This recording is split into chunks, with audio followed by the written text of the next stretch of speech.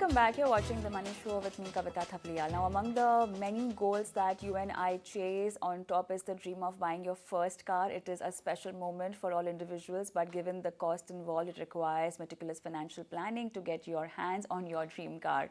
Not to forget, the sheer variety of options in the market makes it difficult for people to decide when and how they should be buying their first car. So on The Money Show today, we will give you a complete guide and the best recommendation. So sit back, fasten your seatbelts, and welcome on board Kranti Sambhav, editor and lead Auto Times Drive, and Nikhil Prahladka, head finance, IIFL Finance. Good evening and welcome to the show. Kranti, I'm sure you must be aware of this news. You know, more than 100 launches this year. So that's going to be an exciting and a lot of work for you. But then let's begin this conversation. And before I go to Kranti, Nikhil, I just want you to just lay down the base in order to help people understand if at all they want to buy the first ever vehicle. What things would you recommend them to be ready with even before they apply for a loan? Yeah, hi. In terms of buying a car, it depends on how an individual, what is the usage for the individual, and when you go for a loan, it depends on the self-employed document that the individual has to keep it ready. For a salaried person, he has to keep his Form 16 ready to apply for a loan. And generally, the car loan currently are in the range of around 8.5 to 9% from a nationalized bank, ideally. And this will be on the depending on the car usage. He can apply for a hatchback or for a SUV, for a sedan, and there are many banks, NBFCs who are giving the loans right now.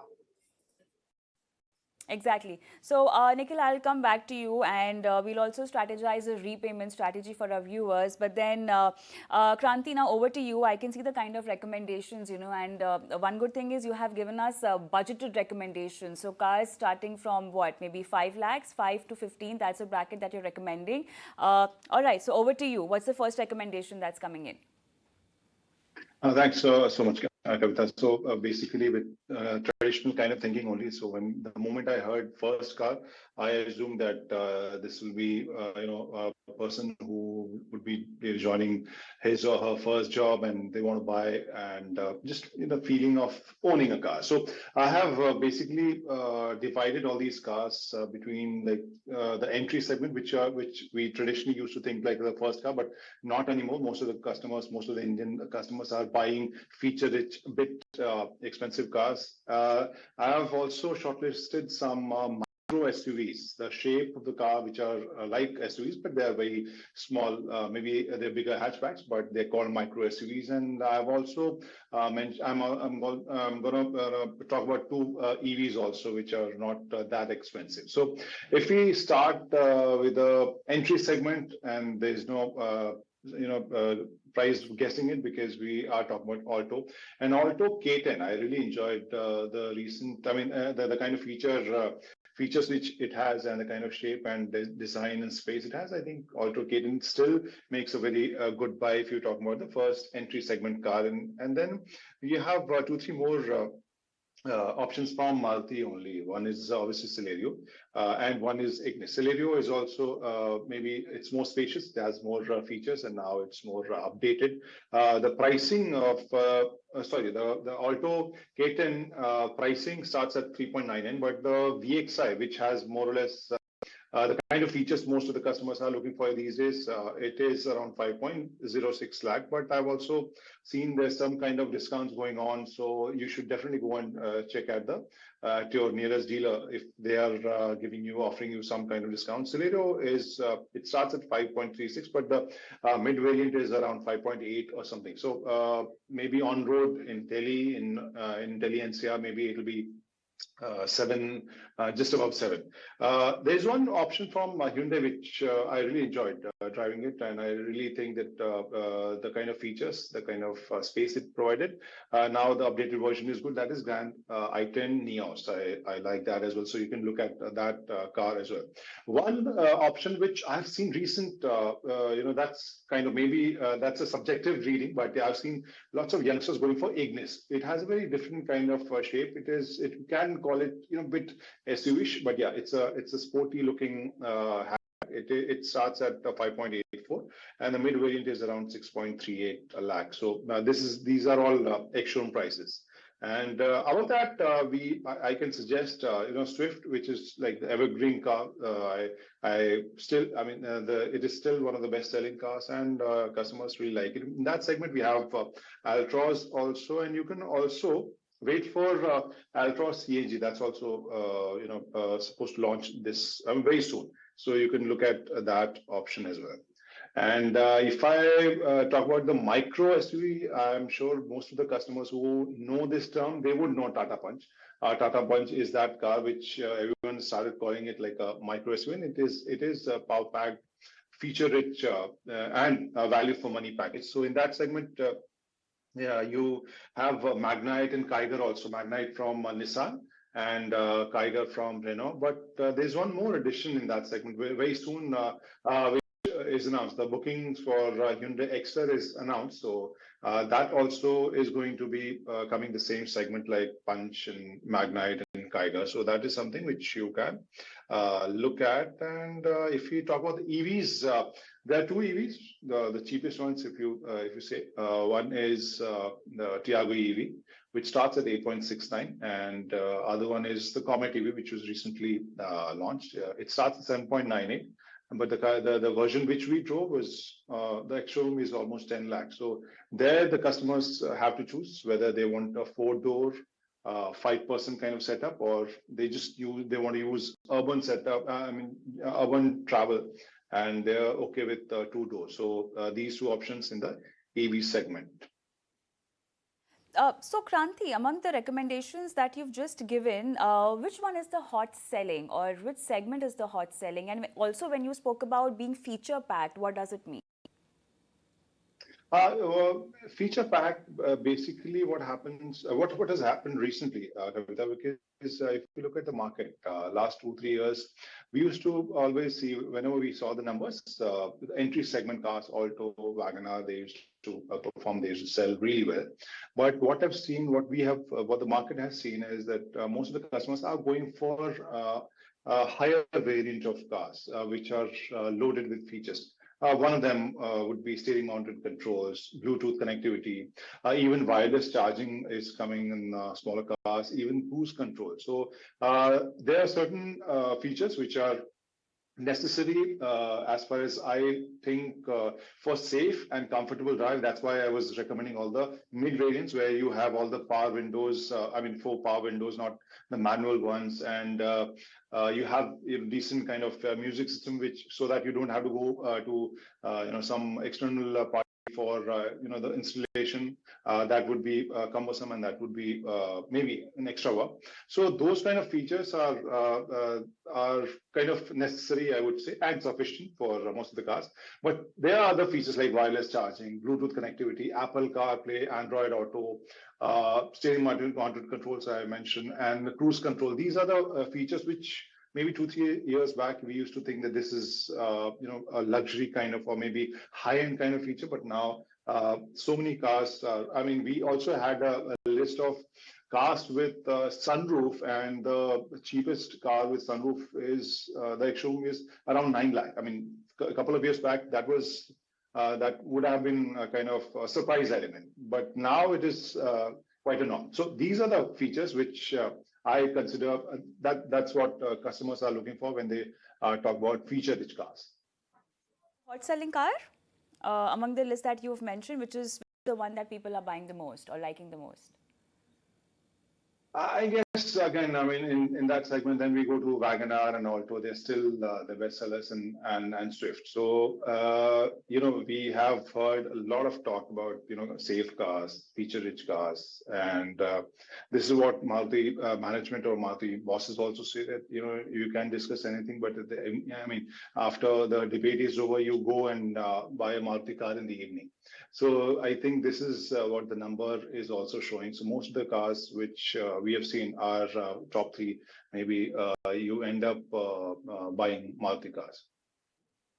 Come back to you, Kranti, with that question that I asked you first. More than 100 cars launching in this 1 year. So I really want to know what kind of cars and what's the price range. But then, Nikhil, coming to you, a lot of time people want to buy a car, but also back of the mind have the concept that a car is a depreciating asset. And be it your first car, you would definitely want to upgrade it later on. So it's something that you're buying, you're taking a loan, which you might do again in your life and more than one times, definitely. So when it comes to planning, obviously a lot goes into planning when you want to buy these kind of assets on you. But then when you have to do it more than once, you have to be on ground and hands-on with your financial portfolio and also have a repayment strategy. What all goes into that, Nikhil? So that depends on the individual requirements. So obviously, buying a car with their own money is the best option. If the individual has his money, he has his own funds available.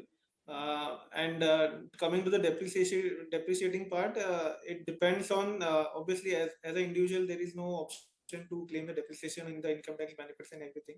So generally, the current trend is people buy the car for 4 to 5 years, using it for 4 to 5 years. Obviously, then the repayment strategy and the loan, if they're taking any loan, that has to be paid within that period. And if they are changing a car in within the 4 to 5 years, obviously it will be a costlier affair in terms of using it, and depending on how do you use it. If you are having a high run on your car and you are using it, then it obviously will depreciate faster in terms of the maintenance and everything, and the resale value will also be lower for that kind of a asset.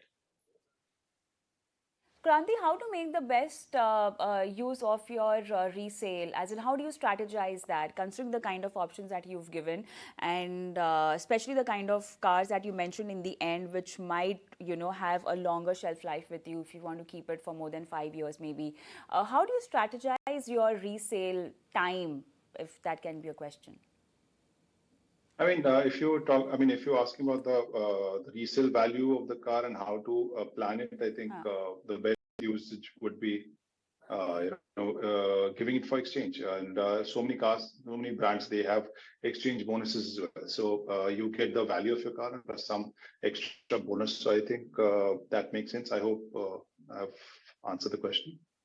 All right. Now, talking about those more than 100 cars which are about to be launched, do you have the list on you already? And have you also packed up your bags and going for test drives for these launches now? Yeah, we will be. One test drive, which many of us are waiting for, is happening this month. We might be driving the five-door Maruti Jimny, the car which I think it can. We have seen so many times it was discussed that it's going to be launched. Now finally it is here, and we will be driving that car. And there's one more car which was again. I would say, most awaited, because Honda cars, our fans were waiting that when are you going to get us, smaller SUV, and Honda is bringing their maybe global premiere next month. So that Honda Elevate, which is coming next month, I mean, at least the global premiere, and then we might see some updated version of some new version of the bestsellers, Creta and Seltos. That is also being discussed. Maybe Seltos first and then Creta, or maybe the way the kind of sibling rivalry they have, maybe together. But there is one more product from Hyundai which everyone is talking about. Again, the one I mentioned earlier, that is Honda Extra. That is a one micro SUV. Which earlier we saw some international product called Casper. We used to think that this might come to India. So it is Extra, which is coming to Indian market, and that launch we are waiting for. And then Tata, we at Auto Expo, we saw some CNG versions of Tata cars, and now we might be seeing some more Tata cars with CNG options. So that is something which we are going to. I mean, this is what we have planned for right now. So I'm sure when the media drive starts, we will pack our bags then. Yeah. I need to come back to you again, Kranti. I have one question, but then we will have to quickly dip into the conference that's going on for L&T Q4 numbers with the management. Which is higher by 10%, and for the full year is at 104 billion rupees, which is up by 21% as compared to the previous year.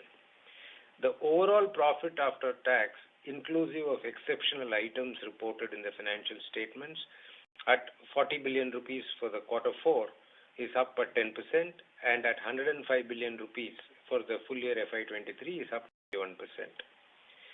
The net working capital of the company has reduced from 19.7% to 16.1%, a good 3.6% reduction. And because of the combination of lower capital employed and higher profits after tax, the return on equity has increased from 11% to 12.2%. All these numbers are consolidated numbers for the group. The board was happy to recommend a final dividend of rupees 24 per share for FY23 for consideration and approval by the shareholders in the ensuing annual general meeting. Speaking of the business environment, FY23 actually witnessed a higher pace of project announcements, tenders and awards. This, as you know, we normally keep it as some kind of a broad indicator of the potential pipeline and the robustness of the same. In FY23, almost 36 trillion worth of projects were announced. I mean, these are state, center, special purpose vehicles, private sector, all of that put together. So 36 trillion rupees worth of projects are announced, of which 14 trillion were actually tendered out in terms of specific tenders put out for bidding, and about 9 trillion rupees worth of bids were awarded. And in comparison, FY22 had only 4.5 trillion rupees worth of bids were awarded. So FY23 very clearly, from a business environment perspective, saw hastened pace of activity. While the private sector order started picking up slowly, largely aided by the renewable energy sector as well as the minerals and metals sector, and in pockets certain capacity expansions. Bulk of the momentum, however, was generated by the government-sponsored infrastructure projects in India. Looking at the specific numbers, the orders that the company won for quarter 4 was 360 billion rupees. It's higher by 3% as compared to the previous quarter, and for the year as a whole was 2.3 trillion rupees, which is 19% higher. Now, this growth of 19% was largely enabled by a 32% growth in domestic orders. All right, so this is the L&T management talking on the Q4 numbers, where the results show that L&T has missed estimates in Q4. But then we go back to our discussion. We have Kranti Sambhav and Nikhil Prahladka with us. One last question, and then we'll wrap up this discussion. Kranti, since we've laid down all the recommendations and also chalked out a financial strategy, one last question to you on tips and tricks that one needs to keep in mind when buying their first car ever, which will not be the only car purchase in their entire life. So first thing, obviously, you have to understand. I mean, maybe this sounds subjective, but you need to understand the daily drive of your daily drive and also the requirement. Do you drive alone or do you drive with your family, and the kind of distance you cover? So in that sense, most of the customers are going for petrol, and as Kavita mentioned, that this might not be your, this won't be your only car. So look at your first car based on the fuel efficiency, the practicality, and I also would suggest don't skip the kind of the couple of features which make the drive better. For example, steering mounted control, I find it very comfortable. You should definitely look for those features. Safety features as much as possible, so you try and go for those. And also, I recently, last maybe 2-3 years, I've seen the utility of Maps, Android Auto, and Apple CarPlay. So I think you should look at those features as well. So safety, features, and your daily drive. These three things you should definitely consider. All right. Thank you so much, Kranti and Nikhil, being on the show and helping our viewers with their first car purchase.